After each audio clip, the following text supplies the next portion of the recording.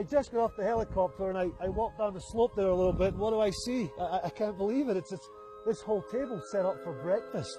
I never thought I'd see the day I'd be eating my cornflakes and my breakfast toast. A, in such a remote place, and B, with Everest as a backdrop. I mean, look at this. This is a full setup. This is silverware, plates, fruit, cornflakes, tea, coffee. I mean, right smack bang in the Himalayas. Doesn't get any more unique than that.